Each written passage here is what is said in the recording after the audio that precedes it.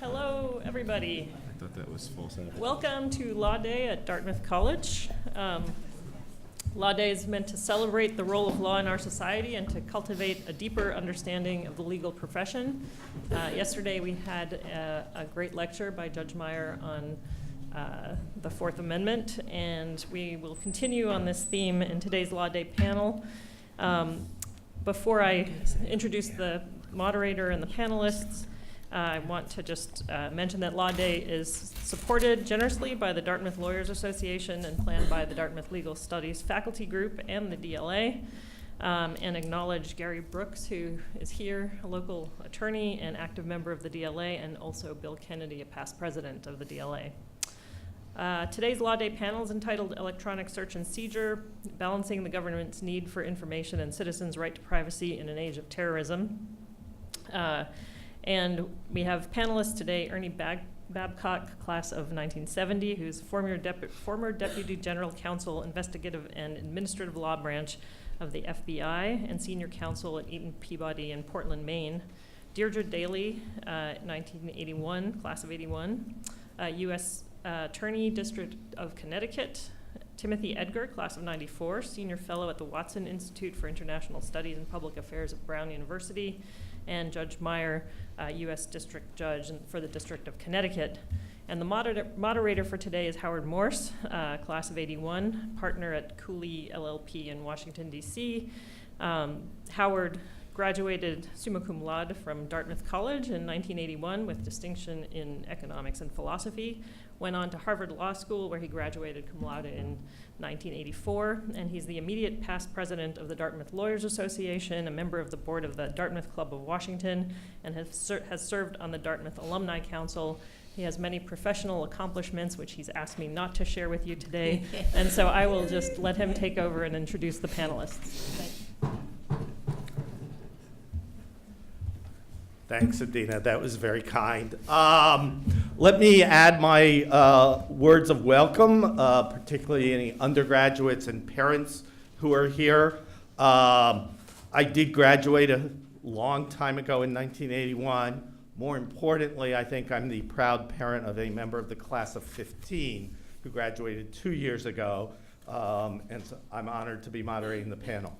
The Dartmouth Lawyers Association, for which I am the immediate past president, is an association of Dartmouth alumni who, after 4 years in Hanover, went on to law school, who get together for networking and continuing legal education.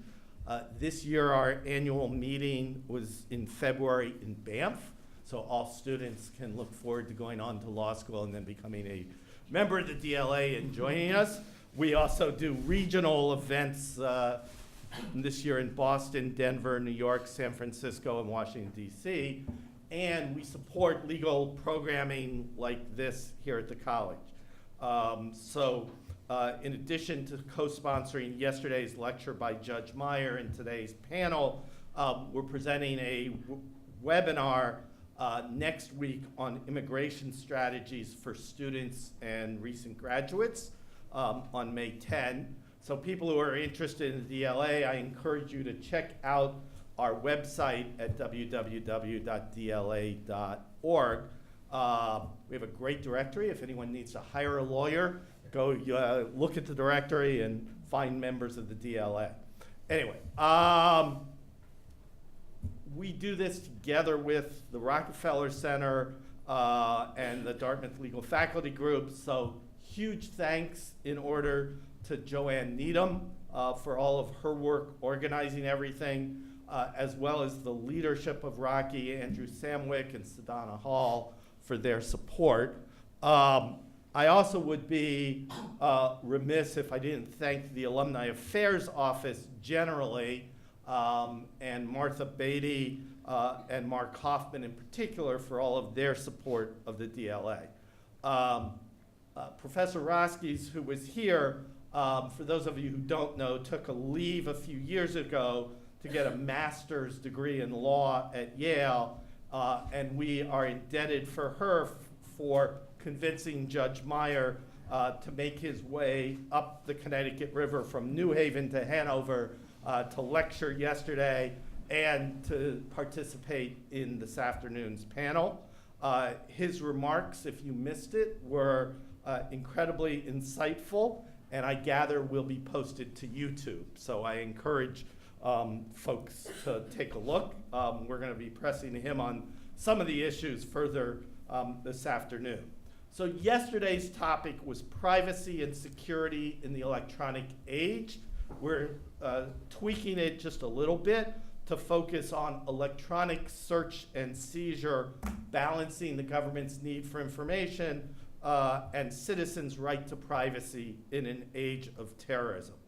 The issues are particularly timely with battles between Apple and the FBI over access to the iPhones, mass surveillance disclosed by Edward Snowden, Border Patrol agents reportedly demanding access to cell phones, even of citizens returning to the United States. So the panelists, and I won't repeat what you just heard from Adina, but they are all experts on these topics. We're really lucky to have them here today for this discussion. I'm not an expert, which is why I'm up here asking questions. I do antitrust and consumer protection. I do represent tech companies on privacy issues before the FTC being accused of unfair and deceptive practices, but I know almost nothing about the Fourth Amendment or terrorism. So with that, I actually think it will be very useful to get, each of them has taken a path from Dartmouth to where they are today involving these issues. And before we move to the merits, I'm going to make each of the panelists sort of describe their path from Dartmouth with particular focus on how their jobs have dealt with balancing the government's need for information and citizens' right to privacy. So as the most recent graduate, Tim, I will start with you and tell you have a very interesting path on both the for a while wearing the white hat and other times maybe wearing the black hat, and you can decide which is which. But let's right. Thank you very much, Howard. So you can read further about my journey in my book Beyond Snowden, which is coming out this summer. And you can pre-order it on Amazon. You should get on it and do that right now. So I went from Dartmouth right to Harvard Law School, clerked for Judge Sandra Lynch on the First Circuit after that in Boston, and then went to Washington, D.C., practiced law there for a couple of years. But then right before 9/11, I got a job at the Washington office of the ACLU doing immigration, national security, and privacy issues. This was right before 9/11, so this was a key moment in my life, in my career, in the nation's life. And for the next 5 or 6 years, I spent the time working with a variety of groups across the political spectrum to fight back against expansive surveillance powers under the Bush administration. Then in the middle of the second half of the Bush administration in 2006, I had a very unusual opportunity. The intelligence community was being reorganized as a result of recommendations of the 9/11 Commission, and they created an Office of Civil Liberties and Privacy, which reported directly to the head of the intelligence community, the Director of National Intelligence, and I was hired as the first employee of that office, working under the head of it as their deputy for civil liberties, and worked there for the next 5 or 6 years, working on some of the same mass surveillance programs that Snowden leaked in 2013. I spent a couple of years at the White House, national security staff under Obama, so I got to see how these programs began in tremendous secrecy, right after 9/11 under President Bush, were gradually brought under the purview of the FISA court, and then were expanded, but put under more checks and balances at the same time. We can talk a little bit more about that, which was a pretty interesting process in 2000, about roughly starting in 2004 with the famous hospital crisis with Jim Comey, and then going up to 2009 when Obama takes over. In 2013, I left government. Really, it was another one of these amazing coincidences. I had entered government just around the time that Edward Snowden joined this intelligence community, and I left government just a few days after Edward Snowden sat down with Glenn Greenwald and others in Hong Kong.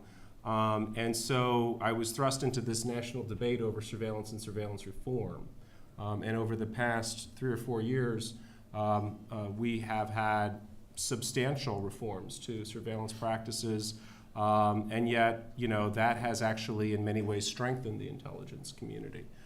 So it's been an unusual path. I'm now at Brown University, where I teach in a new degree program on cybersecurity, and I also teach a class that's cross-listed between computer science and international relations on issues of intelligence and technology and privacy. Great. Well, we'll come back to ask questions about some of those things, but following on in class order, Deirdre, can you describe your path to the U.S. Attorney's Office, as well as sort of the role of U.S. attorneys in fighting terrorism? Sure. So I'm actually was in your class at Dartmouth, and also I have a son who graduated from Dartmouth in 2015, something else that we have in common, which allowed me to come back to Dartmouth very happily. I also went directly from Dartmouth to law school. I went to Georgetown. I then clerked for district court judge in the Southern District of New York in Manhattan. I then became a federal prosecutor in the U.S. Attorney's Office in New York. At that time, Rudy Giuliani, who I'm sure many of you know, was the U.S. Attorney, so he was my first real boss. I also met my husband there at that time, so believe it or not, Rudy Giuliani is our Cupid. Imagine that. So I was there for 12 years, did all kinds of cases, murder cases, racketeering cases, fraud cases, public corruption cases, narcotics cases, bank robbery cases. I was there a long time, so I did a lot of different things. And I ended up being a supervisor for a number of years in a branch office they have in White Plains. I left in '97. I then was in private practice. I was part of a small firm, and we did mostly criminal defense work, representing mostly individuals, but also companies doing internal investigations. And I was then given an opportunity to come back to the government as the the deputy at the U.S. Attorney's Office in Connecticut. I came back, and after 3 years, the then U.S. Attorney stepped down. I was acting, and then I was appointed by Obama and confirmed by the Senate as the U.S. Attorney in Connecticut. And one of the only U.S. attorneys who hasn't been fired by the current president. Yes. So I was the first woman to hold that position in Connecticut. There were 50 men who held the position before me, so I like to share that with young women who I see in the audience here today. And I was fired with a number of other U.S. attorneys, and then I was rehired, and I've been afforded the opportunity to stay until I hit my 20-year mark, which is the end of October. And I'm very happy to have this additional transition time in the office. Okay, great. Ernie, your turn to describe your path. Thank you very much, Howard. First of all, I'm honored to be a participant in this panel and to have the opportunity to speak with you folks. It's great to be here. I am just a stone's throw away from the dormitory that I started at Dartmouth, Russell Sage. And so I actually know where Silsby Hall is, and this Rockefeller Center is something new to me, but I found it. This is about Law Day, so we have to be respectful of the law. And as a former member of the Senior Executive Service in the FBI, I have to tell you that I do not speak for the FBI today. This is personal opinions and recollections that I have. I'm not authorized to speak for them, and so I hope you'll keep that in mind if I say anything that is either really good or really bad. And so I want to respond to Howard's suggestion of talking about my Dartmouth path and the law path and how did those things come together. I did a number of things at Dartmouth, including playing football, and practice field was a place called Chase Field, which now looks nothing like it does now. But during football practice, a distinguished-looking gentleman with white hair and bushy white eyebrows would come out in a suit and tie during practice. And he chatted with some of us from time to time, And in those days, long ago and far away, people were not supposed to be drinking during water, that is, during practice. And so it was very dry. And this gentleman would provide us with sticks of gum from time to time, which was just a wonderful thing. So I asked some of the coaches, who is this guy? And they said, he is Amos Blandon. We call him the judge. And so throughout my career of playing at Dartmouth football, in practices, Judge Blandon would come by, and he and I had sort of an interesting relationship, and I never got too deeply into who he was. But there was sort of a subliminal message that being a judge, being a lawyer, isn't a bad thing. Well, as it turns out, Amos Blandon was the class of 18 at Dartmouth and was the Associate Justice on the New Hampshire Supreme Court from 1947 to 1966. A wonderful guy. In any event, so law school was something that I wanted to try. I applied to some law schools, was accepted. I also was signed as a free agent by the Dallas Cowboys, and so after a brief period of time with the Dallas Cowboys, in which I decided that law school was much better than being an offensive lineman in the NFL, I went to law school. And at Boston University Law School, I had the opportunity to be in the student prosecutor program. There I worked in the district court in West Roxbury between my second and third years, and during my third year I had the opportunity to have over 60 contested trials and motion to suppress hearings, and that told me that what I wanted to do was to be a trial lawyer. So I applied for some jobs. One of them was in Concord, New Hampshire, in a firm called Orr & Reno. The Orr of Orr & Reno, which you may or may not know, was Dudley Orr, class of 29 at Dartmouth and a trustee of Dartmouth College from 1941 to 1971. And he offered me a job, which we thought hard about, my lovely wife and I, and we also interviewed at another firm, this one in Maine. The senior partner in that firm was a guy by the name of Fred Scribner. He was in the class of 1930, the same class as Mr. Rockefeller, whose building we're in today. Mr. Scribner had been the general counsel for the Treasury and also the undersecretary of the Treasury in the Eisenhower administration. And he helped us make a decision as to which law firm we were going to join. When I said we had offers from several firms and we're trying to make up our mind, and he said, you go right ahead, you have until tomorrow morning. And so Sally and I made our decision, and we went to Portland, Maine, where I started practicing in Pierce Atwood Scribner. There I had the opportunity to work with some senior lawyers of significant distinction, not only Mr. Scribner, but Vincent McCusick. Vincent McCusick came from Parkman, Maine, a town of 400 people. He went to Bates College and graduated #1 in his class. Not Dartmouth, not Yale, but Bates. He then went to MIT and graduated #1 in his class with a Master's of Engineering, and then decided it was the wrong place. So he went to Harvard Law School, where he graduated #1 in his class. He then clerked for Leonard Hand and then Felix Frankfurter. And so as a young lawyer, when I would talk to Mr. McCusick, I would say, we have this difficult problem. Do you have any suggestion? And his answer was repeatedly, there must be some law on this somewhere. And so as a young lawyer there, I learned about that and got in the opportunity to do some trial work, stayed with that firm for a number of years, tried a lot of cases, and then had the opportunity to join with another lawyer from another firm to build a boutique law firm, which we did litigation on an extensive basis. And so I felt that that was a career that I would stay with. During that period of time, I had the opportunity to do some work for some larger national companies, Fortune 100, 500 companies doing their work, one of which was the General Dynamics company and their facility in Bath, Maine called Bath Iron Works, which builds ships for the United States Navy. At that time, General Dynamics Corporation, like many corporations, was re-examining its structure for the delivery of legal services as well as its business model, and it decided that they wanted to go from an outside counsel to an inside counsel model, and I was given the opportunity to become the general counsel at Bath Iron Works, which for a lawyer in Maine is just the end. I mean, you're there. You've got the best job in the best employer in the state. Heaven is there. However, 2 years later, the general counsel for General Dynamics said, we'd like you to do us a favor. And I said, what is that? And he said, well, our land systems division outside of Detroit is about to acquire General Motors Defense. We don't think we have the right general counsel there. Would you mind going out there for a little while? And so after that little while turned into a number of years, that company went from a $900 million a year company in sales to a $5 billion a year company in sales.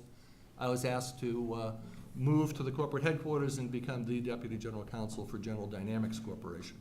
Throughout the period of time with General Dynamics, I did a variety of things, managing litigation, handling government contracts issues, and things of that nature.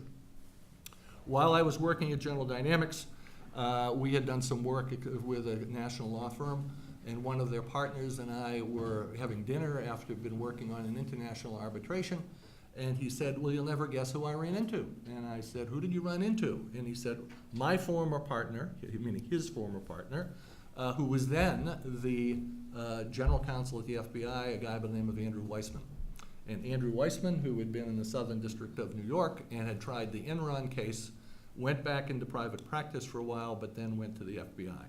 And he said to his partner, you know, I can't find anybody to help me out who knows anything about government contracts work. And so it was a change of life.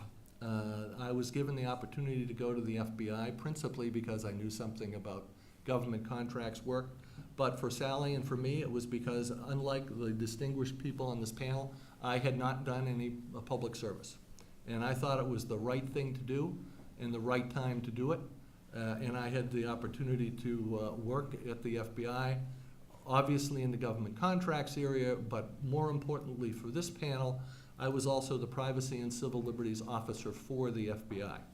And in that position, I was responsible for reviewing all of the documentation and all of the work that goes into the appropriateness or the non-appropriateness of collection of data. That was an extensive and important part of the things that I worked on. And part of the reason that I have the opportunity to be here today, and thank you, Howard, for that, is that I did a lot of work shortly following when Tim had been there. I worked with his successors and with the other privacy and civil liberties officers in the Justice Department. And we'll talk more later. Great. So Judge Meyer, since you missed out on 4 years at Dartmouth, I couldn't get in, so I'm sorry.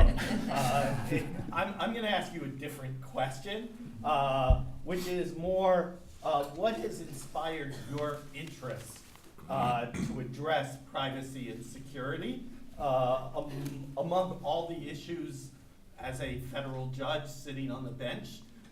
What got you interested to address this topic yesterday and today? Sure. It's an interest that's gone back in some time. Before I was a judge, I used to be a federal prosecutor in Connecticut, and also I was a law professor for a time and taught in this area.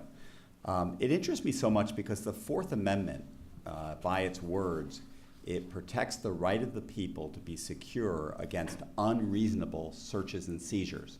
They're very simple words, but those very words really ask fundamental questions, age-old questions about the relationship between the individual and society in general, by means of what rights does society or the government or the community, really, the government speaking on behalf of the community, have to accomplish a search or seizure of a person or of a person's personal effects or their information. So you have fundamental questions there about personal sovereignty and society and the government. You also have, as we're going to hear, I think, more from our panelists today, new questions, new technology questions against this age-old context that concern electronic information. So you have a concern there that we're all increasingly using, as Howard was talking about in his examples, we're more and more using electronic information in the cloud, right, in digital hyperspace, basically, where we can't see it, and that's more and more, essentially, more target-rich environment for our information to be accessible and sometimes searched and seized to our detriment by the government. On the other hand, we also have the government with increasing needs, legitimate needs, to try to get to the bottom of criminal activity, and especially if it's terrorist activity that threatens the very fundamental rights of existence in our society, as well as government developing increasingly using technology to enhance its own surveillance abilities in the ways that we're going to hear, I think, some from our panelists today. So these are fascinating questions, age-old themes, new technology. Is very, very rich for exploration, intellectual exploration, and also seeing it on a day-to-day level in our work, prior work as a prosecutor and now as a work as a judge. Okay, so the symbol for lawyers is often the scales of justice, which requires balancing different things, and that's what we're talking about today. I wanted to start by sort of thinking about what goes into the balance on each side. So thought we would start, Deirdre, as a government prosecutor now who prosecutes domestic and international terrorism, and that's what we're trying to protect against when on the need for information. I thought you might give us a couple of examples of the kinds of cases that you've dealt with as the U.S. Attorney. Sure. So I probably should have explained this a little bit before. So the U.S. Attorney's Office is responsible for prosecuting all federal crimes. There's one U.S. Attorney in Connecticut, I admit, and we have 65 lawyers who work in our offices, 3 offices in 3 different cities in Connecticut, Bridgeport, New Haven, and Hartford. 50 of those 65 are prosecutors, and we collectively are responsible for prosecuting a very broad array of crimes, from national security and domestic terrorism, to child exploitation, cybercrime, environmental crimes, tax offenses, financial frauds, public corruption, violent crimes, drug trafficking, civil rights offenses, hate crimes, human trafficking. So there's a large docket that we deal with. And certainly national security is the top priority, because if we can't be safe from that, we can't be safe from anything. So that is a priority in our office and in the federal prosecutors' offices throughout the country. So we've had a number of cases involving material support for terrorists. We had one case where we had a defendant who was helping to support a website that a terrorist cell in London was used to advocate for violent jihadism, soliciting funds and soliciting other kinds of support and equipment to support terrorism. We also had a case involving a Navy seaman who was in the Persian Gulf on a destroyer. And this was at or about the time of the U.S. Cole was attacked. Some of you may remember that. But that ship was the victim of a terrorist attack. And through looking at his emails and also the emails and website of a terrorist cell in London, we were able to uncover the fact that he had leaked to this terrorist cell confidential, classified information regarding the plans of this destroyer, where it was going and when it was going where. The evidence essentially showed that he was supporting and providing this information in order to facilitate violent acts against the United States. But I also wanted to say this need for information and this need to be able to search, and sometimes in a very timely fashion, is certainly not limited to national security. And just to give you another very different example, many of you, I'm sure, have heard of the opioid epidemic that the country is facing. That's very much a problem in Connecticut. Last year, 917 people died of an overdose. That's 3 times the number of people who died from car accidents, 4.5 times the number of people who died from gun violence. And many of these victims are young people between the ages of 18 and 26 who are new heroin users.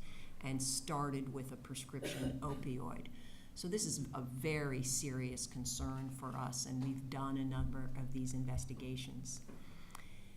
And there's a sense of urgency to these cases because the driver in Connecticut of these deaths is a synthetic opioid known as fentanyl, which is up to, some of you are nodding your heads, you're probably familiar. It is 50 times more powerful than heroin, and it's often mixed with the heroin, but the users don't know that. So you have a new heroin user and this very toxic, lethal substance. So when the death occurs, we very much want to find out what's the source of that heroin. And 80% of the time, the way we do that is on the iPhone, because almost always that's the way the user communicated with the supplier.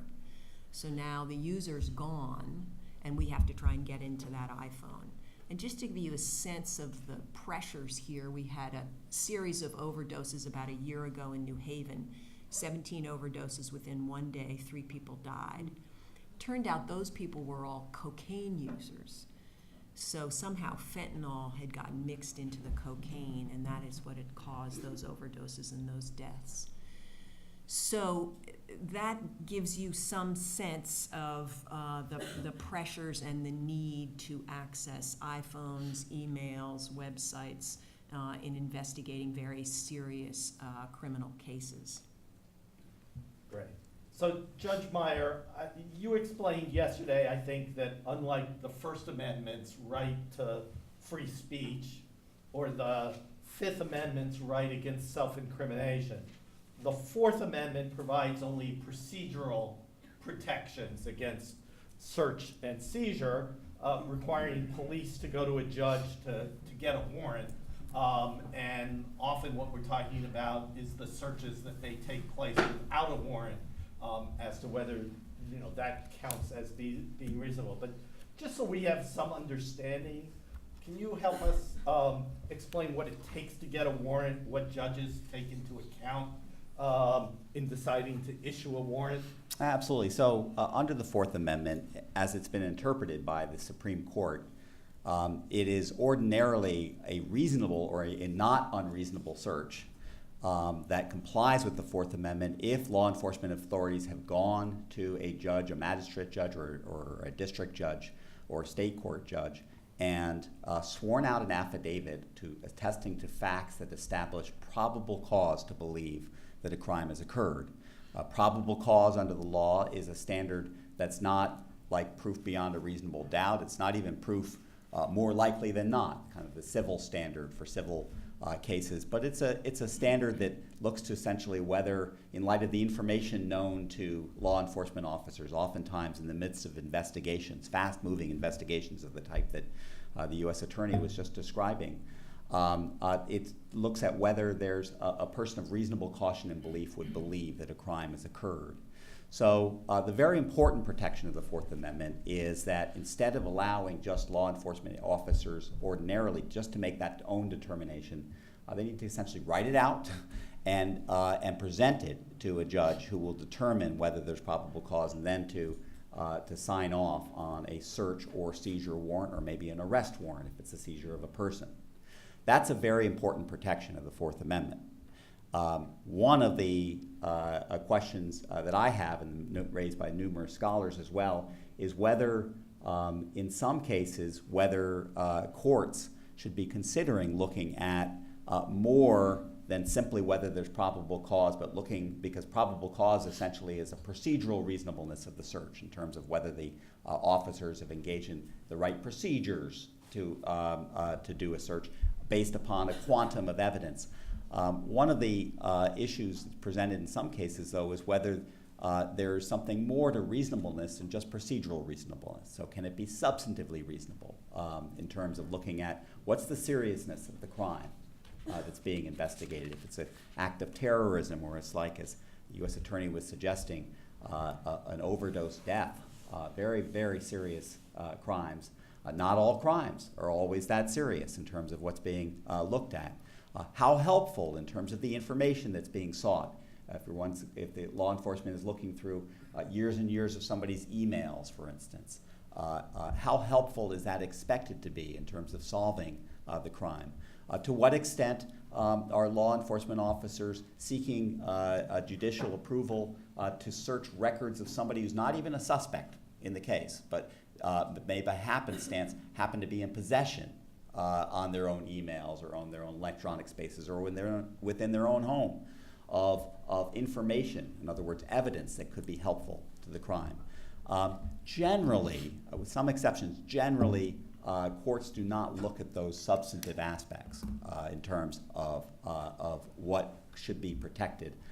My question is whether Fourth Amendment reasonableness should have courts looking at those substantive aspects, as well as, of course, ensuring adequate protection, procedural reasonableness under the probable cause standard. I want to move a little bit to the other side, to the side of the balance, away from the problems of terrorism information, and focus on privacy and the importance of privacy. And I'll start with Tim, since you were at the ACLU. The right to privacy isn't explicit in the Constitution. There's no amendment that gives any of us a right to privacy. So what's the legal basis for having a right to privacy? And when you were at the ACLU, in that period of time, you were spearheading arguments regarding the Patriot Act. What were your arguments in that context as to what you were trying to protect? Sure. So in terms of the right to privacy, really this comes down to interpreting the Fourth Amendment when it comes to government access to data. That's what we're talking about. There are other issues involving privacy, reproductive rights, and things like that, but I'll talk about government access to data. And it goes back to, if any of you heard Judge Meyer's excellent lecture yesterday, it goes all the way back to Louis Brandeis and the right to privacy, understanding the Fourth Amendment not just as limiting a physical search of the kind that would have been done in the 18th century, but also invasions of someone's intangible rights. And in that case, they were talking about telephone wiretapping. So we talked a little bit about how the courts first didn't protect the right to privacy. They didn't. They thought, well, you know, your telephone conversation, you assume the risk by using this newfangled thing called the telephone. Somebody listens into it, it's your fault. To eventually, in the late 60s, reversing that decision and saying, no, there are certain expectations of privacy that we want to recognize as reasonable in the modern age. And that was really the analog version of the Fourth Amendment, and we're well into the digital age. So in talking about what are the issues confronting us in the 21st century, they really started in a big way right after 9/11 with those broad surveillance powers approved by Congress in the Patriot Act, also executive authority that President Bush claimed to authorize NSA warrantless wiretapping in what was called the Stellar Wind program.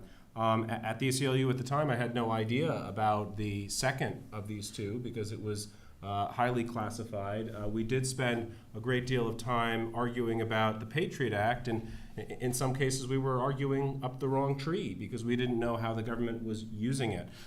We thought that the Act's standard for obtaining records in intelligence, national security investigations was too low, that relevance was too low a standard, and that was essentially our argument. What we couldn't really know about at the time was that the most significant use of the Patriot Act within a few years was to authorize this NSA bulk collection of telephone metadata, of call detail records, involving the date and time, who you call, but not the content of the call. And so one thing that I was thinking about a great deal yesterday with Judge Meyer's lecture about the Fourth Amendment were really two major programs that I talk about in the book, in Beyond Snowden, and how this kind of mass surveillance was made possible through an outdated understanding of the Fourth Amendment, an analog age understanding of the Fourth Amendment. And I take the title of one of the chapters of my book from a quip, from a joke that was told by Valerie Caproni, who used to be the general counsel of the FBI. She's now a federal judge. And in a number of meetings with Valerie, she would say, you know, at the FBI we have something called stone knives and bearskins FISA. We have old Foreign Intelligence Surveillance Act. I had no idea what she was talking about. I thought maybe they have less, you know, advanced technology at the FBI than at the NSA, maybe, but that's not what she was talking about at all. She was talking about the Fourth Amendment.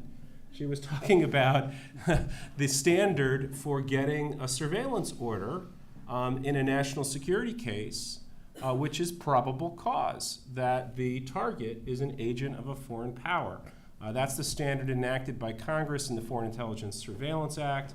That's the standard you need if you want to look and target an American's phone calls in the United States because you suspect that they are an agent of the Russian government or you suspect that they're an international terrorist. And that's an ancient principle, probable cause, which Judge Meyer just talked about. Well, two programs involving the NSA of mass surveillance take advantage of ways in which the Supreme Court has interpreted the Fourth Amendment that don't require probable cause. And I'll tell you about them briefly. The first I just mentioned, the bulk collection of Americans' telephone records under what was Section 215 of the Patriot Act. And this takes advantage of a doctrine called the third-party doctrine that Judge Meyer talked about, a case called Smith versus Maryland, that says that because you disclose the metadata that you need to use to connect a communication, then you lose any expectation of privacy in the metadata. So you have your privacy in the contents, but not in the metadata. So the NSA took advantage of this understanding and a very aggressive interpretation of the statute to authorize the collection of all of the telephone records, virtually all the telephone records, international and domestic, of all the major telephone companies in its bulk collection program. That in 2015, that Congress amended the statute to require that those records stay with the companies, but they could still be queried by the NSA up to 2 hops away from its targets. Just yesterday, the government in its transparency report released information that is pretty eye-opening. There were 42 of these targets that the NSA had under this new Freedom Act to obtain telephone records. And for the 42 targets, they were able to obtain more than 150 million telephone records, which, you know, some of those are duplicates, but that still shows you the kind of literally exponential reach of the telephone. You know, when you go out more than 1 hop, just a small number of targets, very large number of records, still far fewer than the bulk collection program it replaced. The second one I want to talk about, I call it transnational surveillance, and others call it, it's under Section 702 of FISA, a new provision of FISA. That provision, again, doesn't require probable cause for the target, but it does require that the target be a foreign person outside the United States. So the NSA has to go to the FISA court and get procedures approved, classified procedures approved, that explain why they know that this target is a foreign person outside the United States. If they do that, then there's they don't have to get a traditional stone knives and bearskins warrant based on probable cause. That takes advantage of a different Supreme Court decision interpreting the Fourth Amendment, Verdugo-Urquidez. So Smith v. Maryland, which was the metadata decision, interpreted the word search in the Fourth Amendment to not include metadata. Verdugo-Urquidez interpreted the word the people to not include people who aren't Americans inside the United States. Makes a certain amount of sense. The Fourth Amendment doesn't protect the French people or the people of Yemen. It protects the people of the United States. So the idea is that the Fourth Amendment doesn't apply there.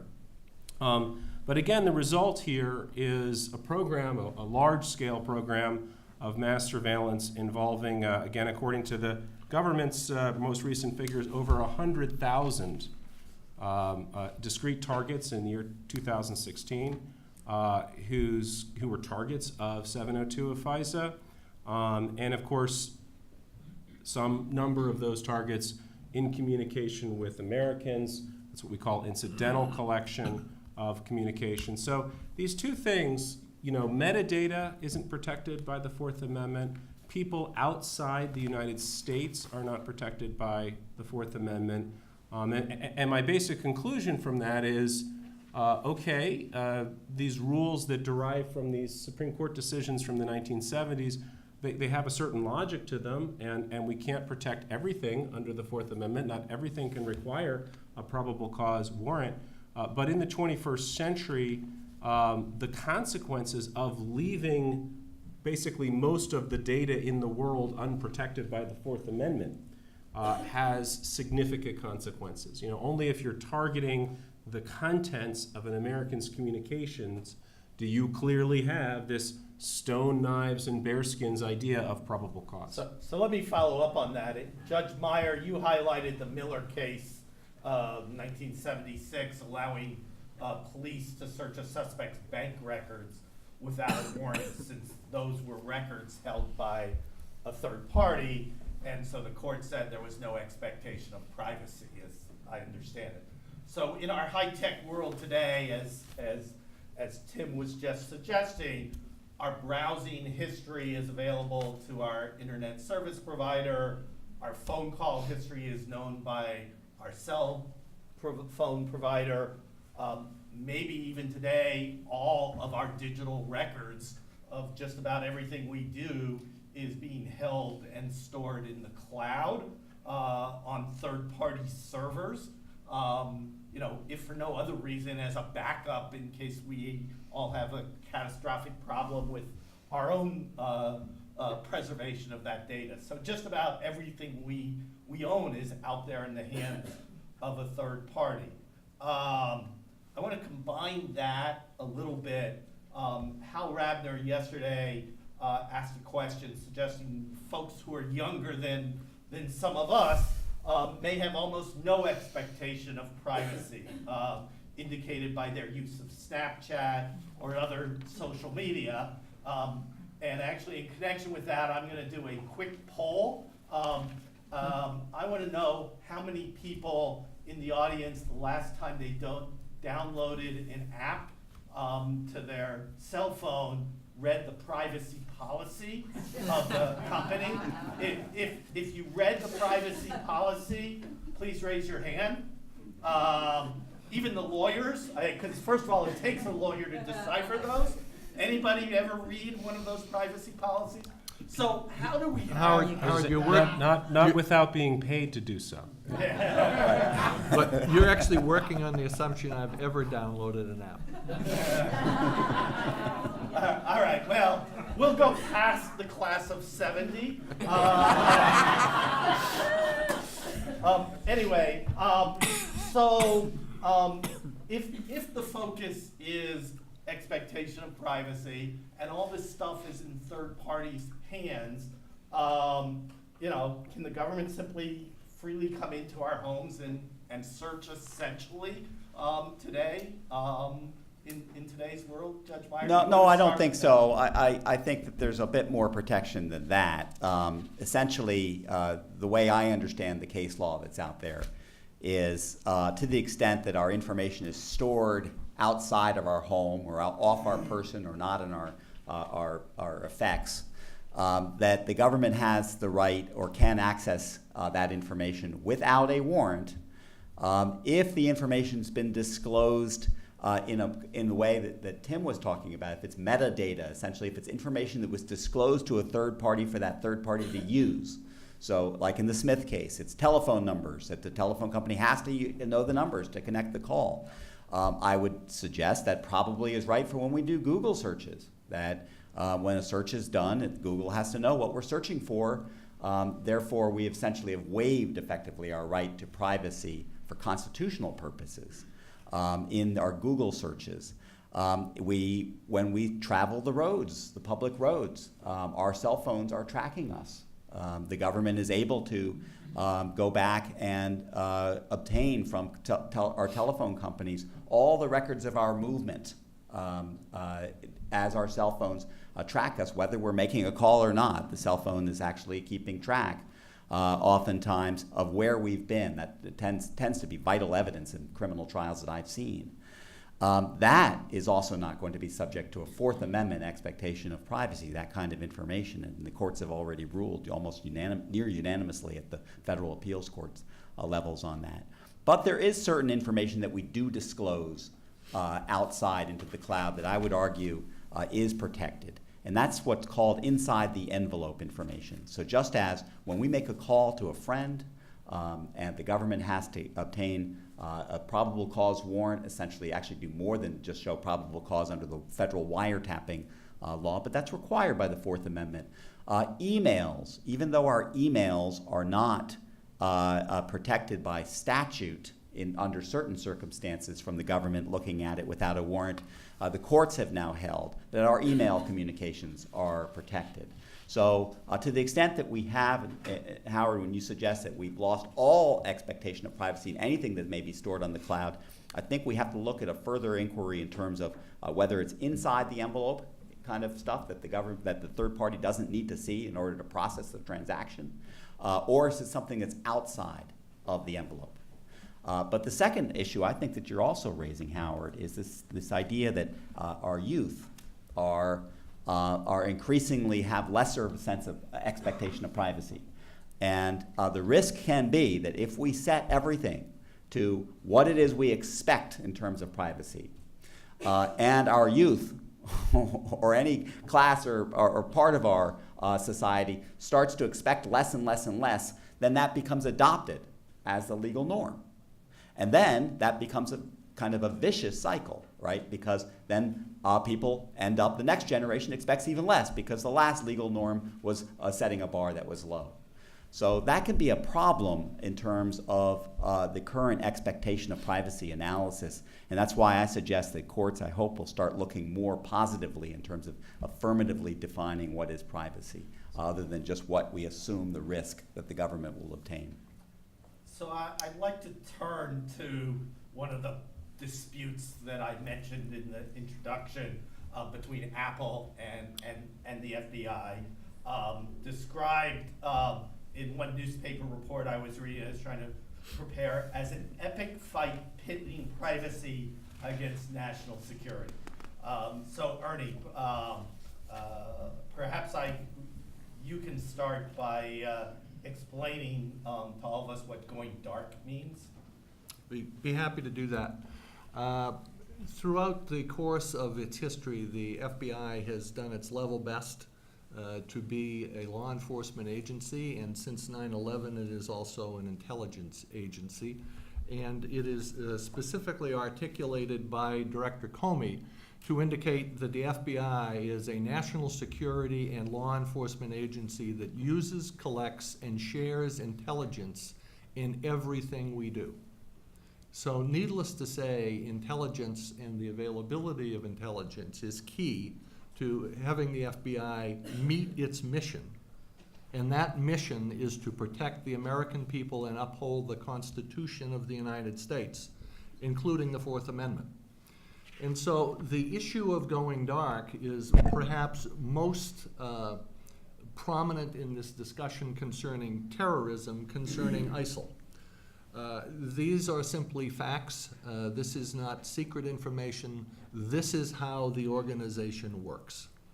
It publicly broadcasts in social media to anyone who is willing to listen the mission of ISIL.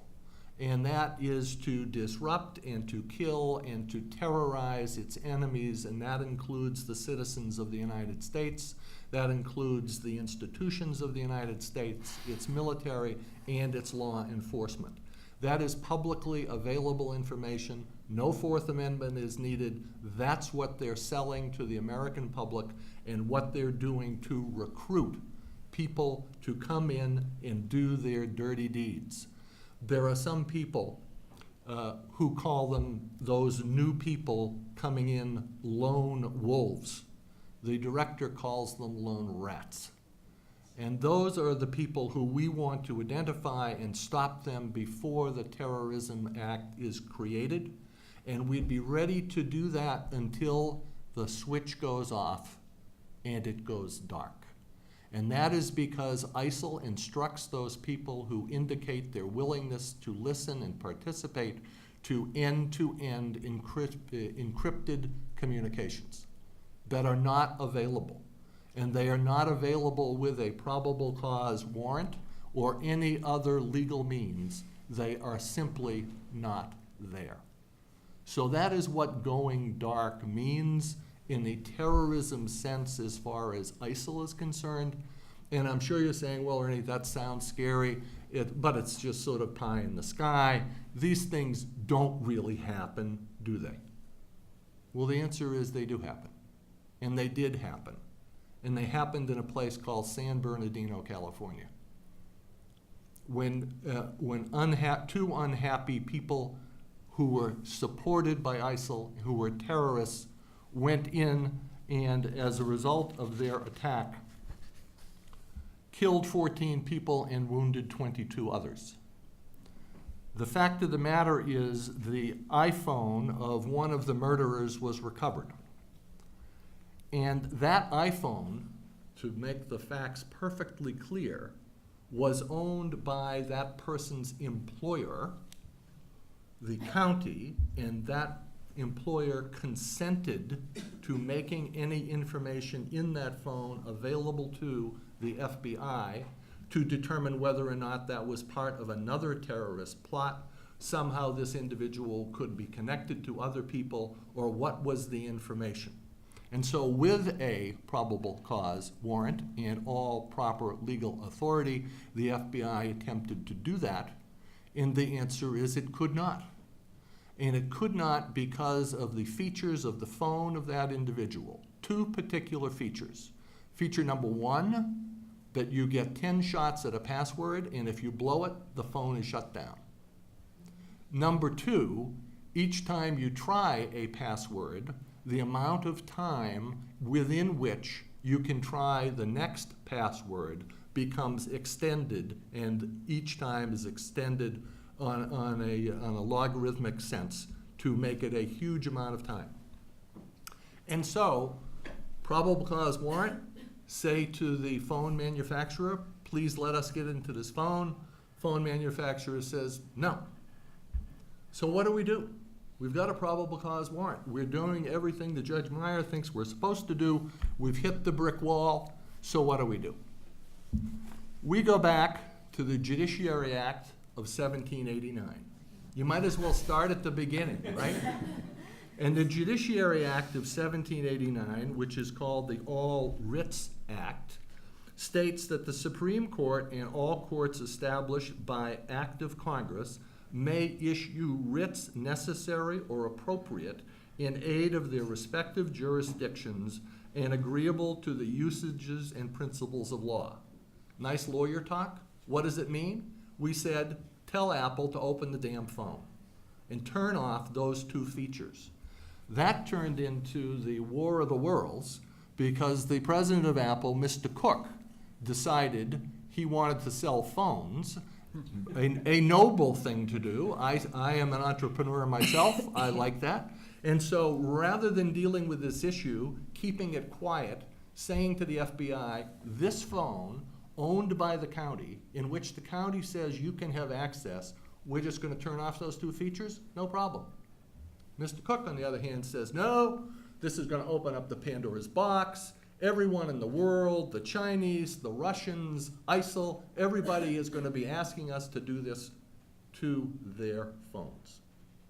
And so the legal process continued, but the role of the FBI is not to file lawsuits and win them. It is to get the bad guys and stop them from doing what they're trying to do.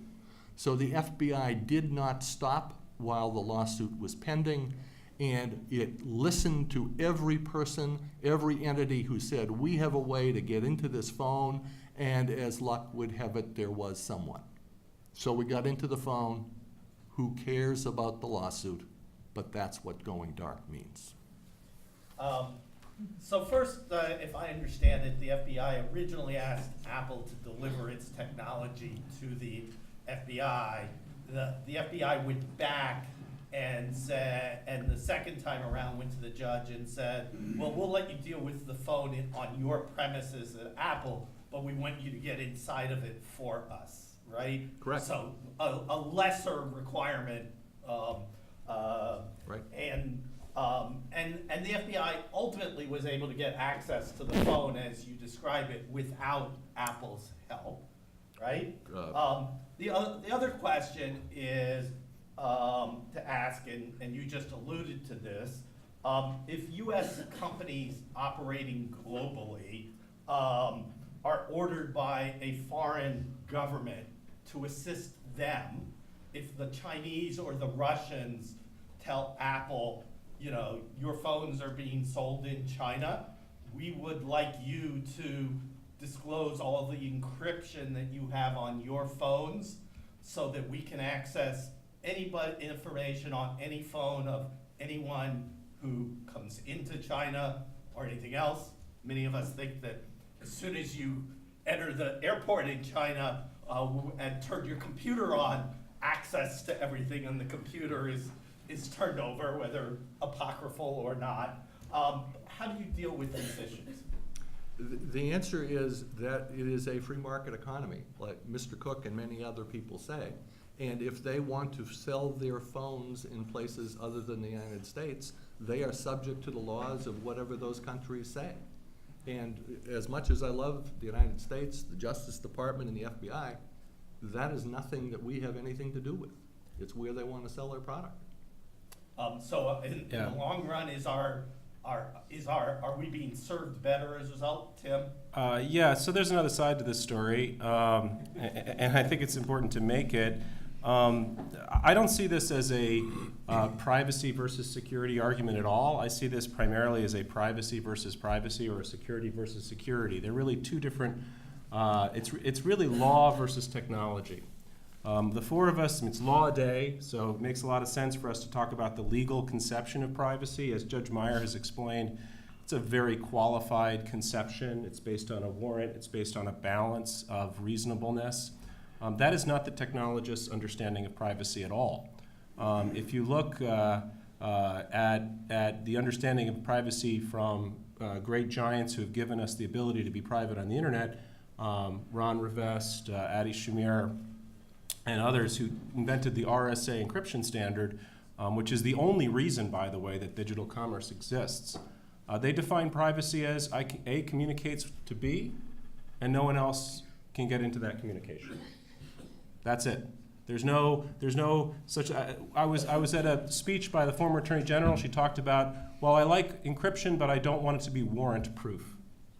There's no such thing as unwarrant proof encryption. Encryption is either secure or it isn't.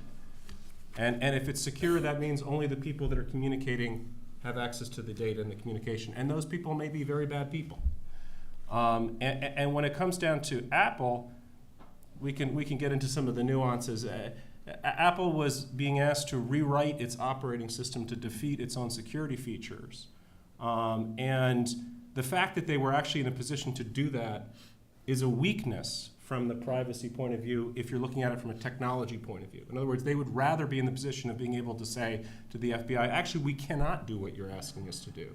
Not that we don't want to do it, not that we're going to go say it's too much of a burden under the All Writs Act, but we can't do it. And the reason that they want to be in that position is because they sell phones everywhere in the world, and they want to be able to tell that to every government in the world.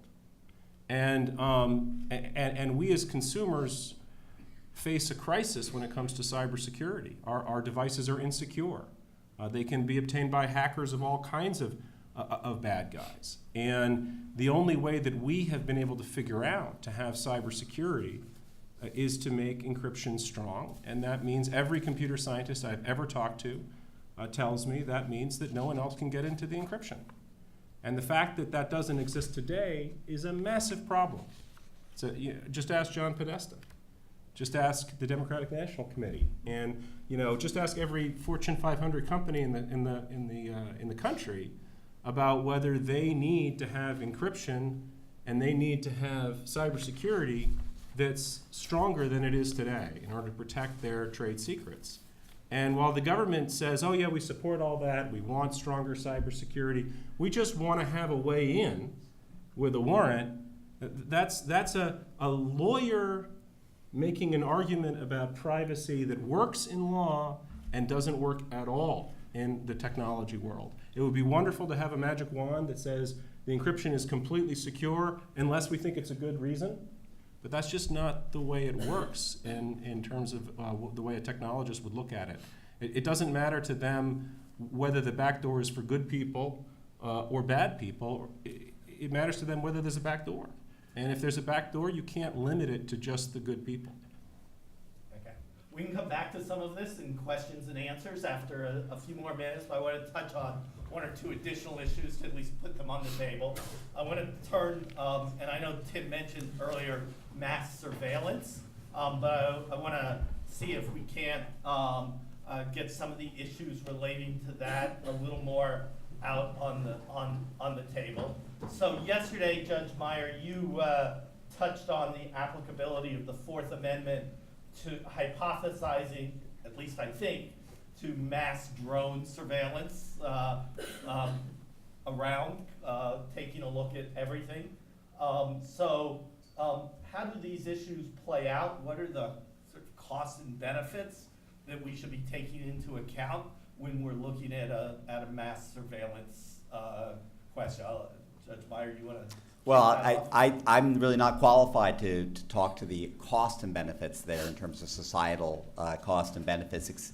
What I can say is that this is an area that's very underdeveloped in the law because what mass surveillance connotes is efforts by the government to acquire simultaneously often or through networking of information from many distinct data points, information about many, many people at one time. And to date, the courts have not entertained or generally on the merits. There are a lot of procedural obstacles that have stood in the way of merits-based challenges to the mass surveillance programs. And in part, that's because courts ordinarily consider challenges by one person who can claim to have been harmed, who has standing to be harmed. And the courts do not generally look at and address issues of a claim of societal harm from mass surveillance. That is an area that's probably best addressed by our elected legislators, societal harm there. But what I think is kind of interesting is that when we look at the Fourth Amendment, it actually guarantees the right of the people, as Tim mentioned, to be secure. That's plural. That suggests that there may be, in some sense, at least under the terms of the Fourth Amendment, some room for courts to look at what protections should exist against unreasonable searches and seizures that involve the people en masse, collectively. That's a chapter to be written perhaps in the future by the Supreme Court. Anyone else want to jump in on this? Just very briefly on the people point, it's a great point. If you look at the FISA court opinion approving the bulk collection of telephone records, it seemed like it was a good argument to say, hey, Smith versus Maryland, just one guy, one targeted pen register device, maybe you don't need a probable cause warrant for that, but does that really mean the government can obtain everybody's phone records on a mass basis? And the FISA court judge basically dismissed that under the theory of if nobody's rights are being infringed, it doesn't matter if it's one person or 300 million. 300 million times zero is still zero. And so kind of rejecting that argument about the people. And we never really reached this issue in challenges after Snowden.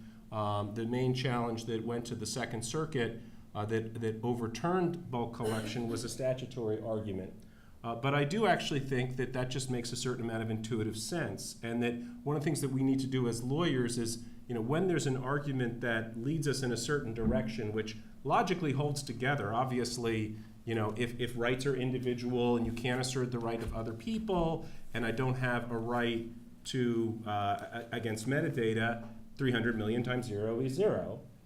It sort of leads us into a place that doesn't seem to make a whole lot of sense. I mean, obviously there's a an enormous difference in terms of privacy to using a technique on a retail basis than to using it on a mass basis. It doesn't necessarily mean we have to get rid of mass surveillance altogether or say that we can never do it, but it does mean that we ought to think about it differently, and it seems unsatisfying to say that the Fourth Amendment has nothing to say on the subject.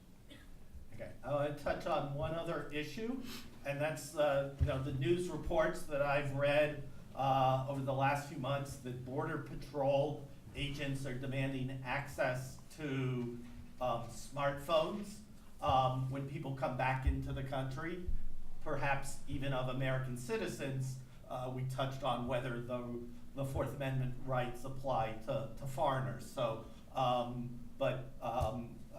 don't know, Deirdre, again, I'm not going to hold you to speaking for the entire Justice Department here. Thank you. I recognize that.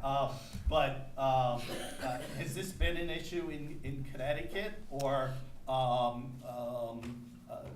what can you enlighten us on? Sure. So this is really a Homeland Security, Department of Homeland Security, DHS, rather than a Department of Justice issue, because many of these border searches are administrative or regulatory searches. So it's a separate kind of analysis. But to sort of step back and think about this a little bit, the courts have always looked at border searches differently than other kinds of searches. The thinking is that your reasonable expectation of privacy when you're entering or leaving the country is a lower expectation than it would be in your home or your car or your iPhone, for example. And the historical underpinnings of that are we want to be careful about what's coming in and what's leaving the country. So, for example, what's coming in, infectious disease, what's leaving, trade secrets that could have a relevance to national security. We had 2 cases. We don't have much of a border in Connecticut. We have some flights out of Hartford, but I think they only go to Ireland at this point. But we did have 2 cases. We do have defense contracting companies in Connecticut. And we had 2 cases against engineers who had worked at defense contracting companies and decided that they wanted to share some of the information that they'd acquired that was classified and export controlled, in one case with China and one case with Iran. And in both cases, the evidence that we uncovered was evidence that was seized primarily when they were on airplanes in their luggage, which showed in one case, this was very technical, specific, classified, important information relating to engines of jet fighter planes. And if that information had gotten to Iran, which is where this fellow was going with the information, the experts anticipated that this would have leapt Iran ahead about 10 years in the development of their own weaponry. So that was a different kind of search because one can look at someone's luggage in that interim kind of border space. But I also just wanted to go back to the dark web just for a moment because this is really a new world and it's not just terrorism, it's all kinds of evil criminal stuff. Sex trafficking of underage girls, the sale of weapons, illegal weapons, the sale of really dangerous drugs. And just think about a world where criminals, sophisticated criminals, and even not so sophisticated criminals are driven underground to dealing everything on the dark web. That means the government, whether they get a warrant or not, they still can't get that information. I mean, it's a concerning and evolving, complicated situation that involves very serious questions of privacy, but I would just say also very serious questions of security. Well, I want to open this up to folks in the audience who have questions for these guys who know a lot. So, when do you start? My question for team and perhaps any of the other distinguished panelists who might be able to answer. You know, in the last several months for lay people, there's been a great deal of confusion with regard to the FISA court. Many people just heard about it So just saying, there's been a great deal of confusion with regard to the FISA courts for many people in this country who really first heard about it due to some of President Trump's comments. So if you could just help us understand what the current actual process is to get a FISA court warrant, who that impacts, and who can be listed. If I'm a U.S. citizen, how can I be pulled into having my information be subject to analysis through FISA? If you can help us understand that. Sure. The FISA court was created in 1978 primarily as a check on national security wiretapping. So if you think of the abuses uncovered in the Church Committee of the mid-1970s, including wiretapping of civil rights leaders, including Martin Luther King Jr., anti-war leaders, other dissidents, on grounds of national security, primarily by the FBI, but there were also major NSA programs of domestic surveillance. Congress wanted there to be a court process for that kind of surveillance. That's what I called stone knives and bearskins FISA. You need an individual warrant based on probable cause that the target is an agent of a foreign power. So if we go back to President Trump's tweet from March 3rd, where he says, just found out my wires were tapped in Trump Tower by Obama. There's no evidence that that's true. If it were true, it would only be if the government obtained probable cause that Donald Trump or somebody using that phone in Trump Tower was an agent of a foreign power. Now, part of the reason that we've heard so much about other things involving the FISA court, I talked about telephone records, I talked about Section 702 of FISA involving obtaining a huge warrant that applies to hundreds of thousands, more than 100,000 people outside the country, is because the FISA court's role has evolved, and it now does many things. And again, going back to our president, again, as President Trump said, well, wiretapping can mean a lot of things. So if what you're talking about is wiretapping, yeah, you need probable cause, agent of a foreign power, of an American. If you're talking about incidental collection of Americans, talking to foreign targets, if you're talking about metadata, if you're talking about many other things, then that may not be the case. And we have other kinds of safeguards that are designed to protect privacy when it comes to those things. But the FISA court really was a protection to provide a judicial check on what had been seen before that as a unilateral, warrantless executive branch power in the area of national security. Real quick, to help people understand, what is the FISA court? So it's 11 judges, federal judges, like Judge Meyer. Maybe he'll be appointed at some point to serve on the FISA court. We wouldn't know, right? We would. They are publicly identified. The Chief Justice selects from among all the federal judges 11 volunteers that get to do all this work for free and get a security clearance. And then there's a court of review, which is 3 appeals court judges that hear any appeals of denials at the FISA court level. So they do have a secure space in the federal courthouse in Washington, D.C. That's actually also, to some degree, a reform. It was they first got that space, I think, in 2009. Before that, they actually had space in the Justice Department, which didn't look very good when it comes to judicial independence. So, they are a specialized court created by Congress of judges who were already, hearing regular cases before their regular district courts. And that's actually one of the things I talk about in the book, in Beyond Snowden, is some ideas I had for strengthening the FISA court. The FISA court with 11 judges, if all you're doing is reviewing national security wiretap applications, that makes a lot of sense. Judges understand probable cause. They do it all the time. If you're reviewing complex transnational mass surveillance type programs, as they have been doing in the past, I think they can use more personnel, frankly. Magistrates, technologists, others. They do have some staff to assist them, but I think they need more staff. I think they need really more resources to handle the workload that they've been given, because the alternative to that is for those functions essentially to be performed by people like me, people in the like I used to be, people in the executive branch and the intelligence community who do the compliance and if they uncover a problem, they tell the FISA court, but we're really, if we want the judicial branch to have more of a role, we need to give them the ability to perform that role. You're nodding. Other questions? The judge is nodding. Let the record reflect the judge is nodding.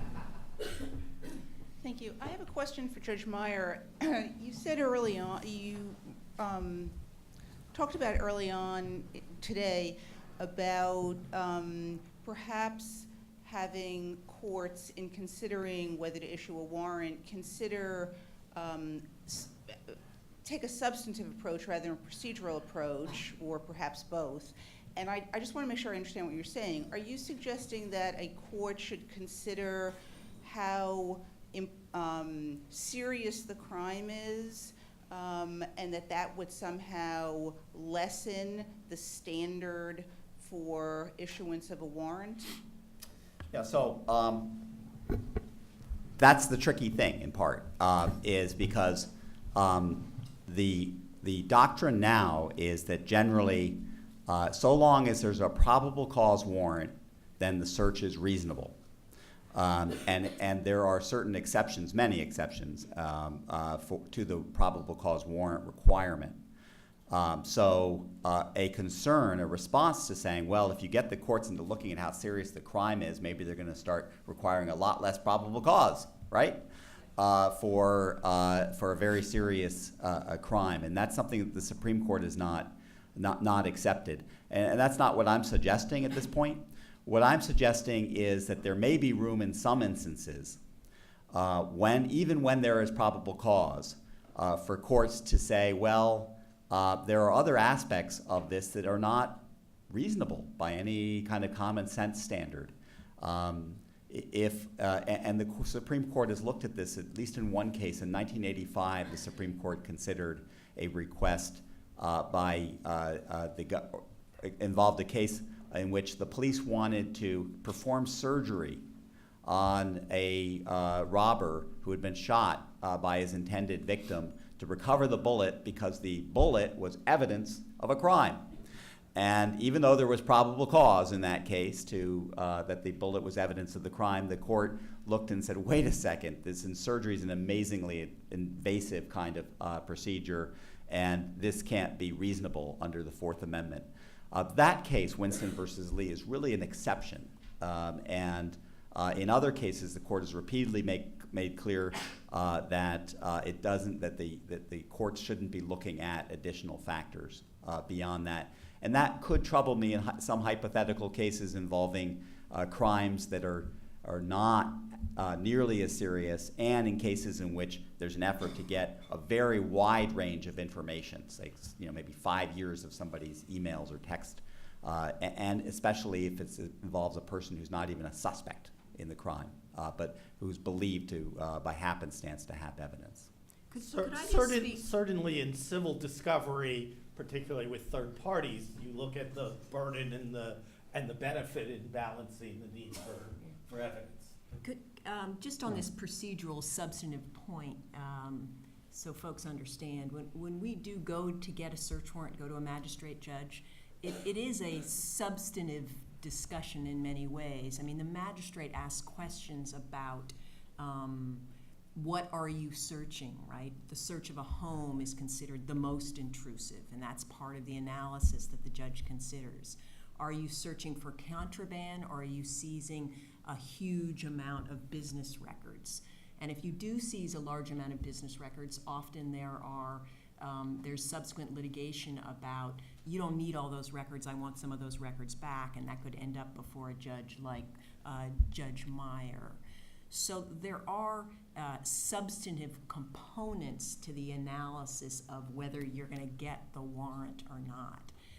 It's not like a rubber stamp, like the judge just says, you got it, you're out of here. There's a real dialogue. Judges sometimes turn down warrants. Judges sometimes say, you've got to get more information about that, or you need more particularity. I'll let you seize this, but you're asking for a lot of other things that you cannot seize. So there is from a prosecutor's point of view, a fairly rigorous process in order to get a search warrant. And I just add, I think it's a very good point.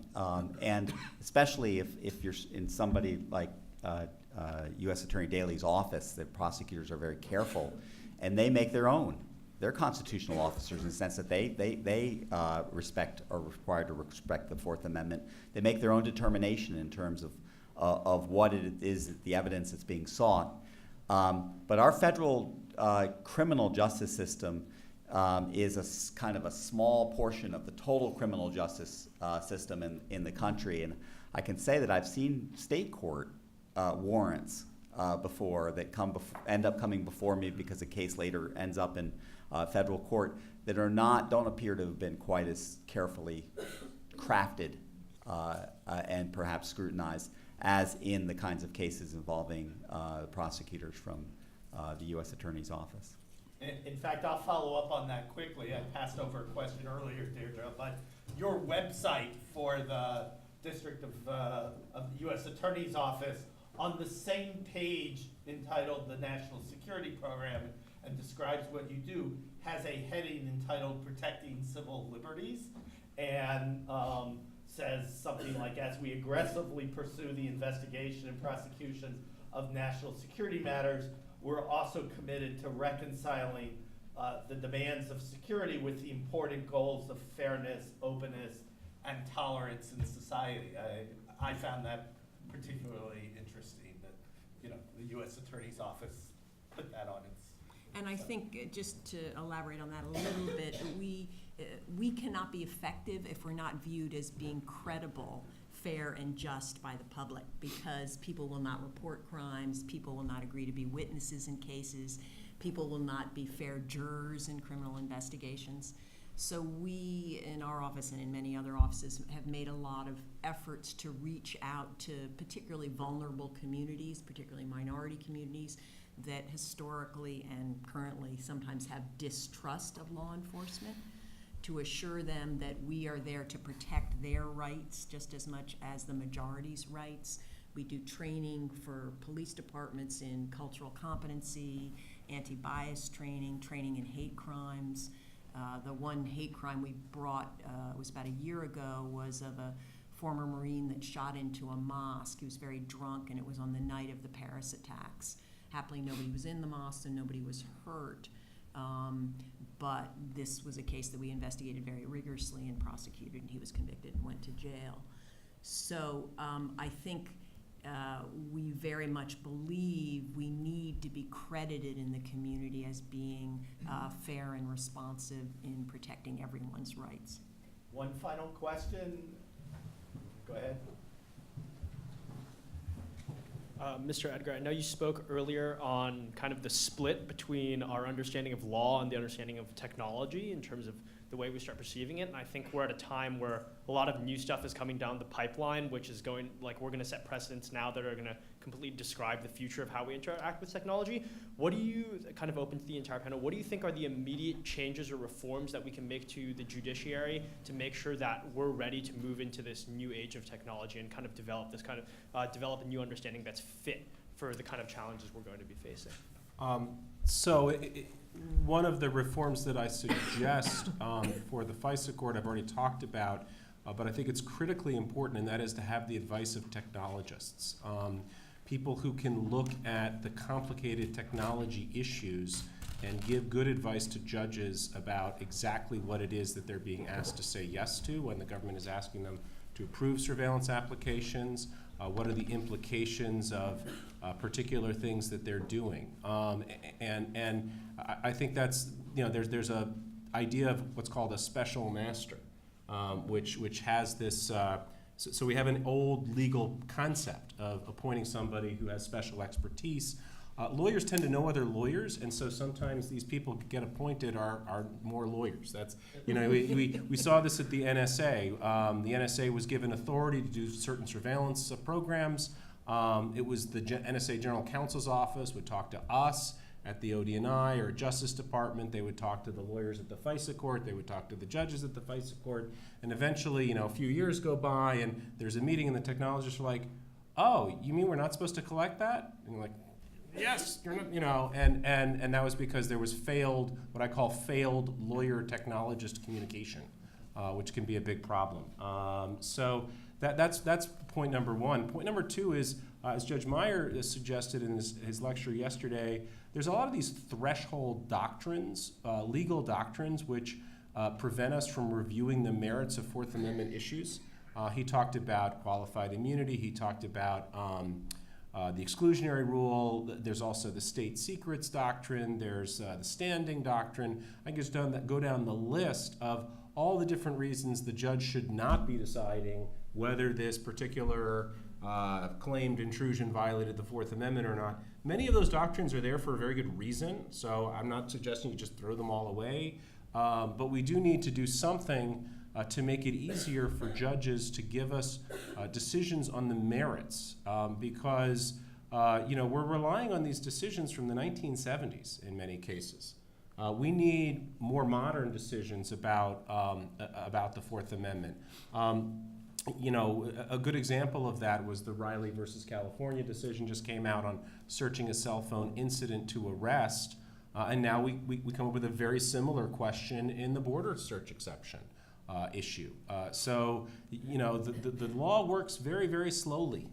Technology advances and the law is slow. When are we going to get a Supreme Court case on border searches and cell phones? Maybe 5 years from now, maybe never. So having the ability of judges to review these surveillance challenges on the merits rather than dismissing them for a variety of these threshold doctrines would give much more clarity to the law. And the government may lose some cases that way, but it may also win some cases and have a firmer basis for the actions that it's taking. Oftentimes government's very conservative when they haven't had a clear win on a particular issue. They're less likely to use that technique. So, it would normally be the kind of thing a civil libertarian would want, because the civil libertarian wants to get to the merits. The government's using those defenses against getting to the merits. But we really need a lot more guidance from the judiciary. Well, that's going to end the guidance that we have this afternoon. So I hope everyone will join me. We are very lucky, as I said at the beginning, to have these experts here to help to enlighten all of us. So please join me in giving them a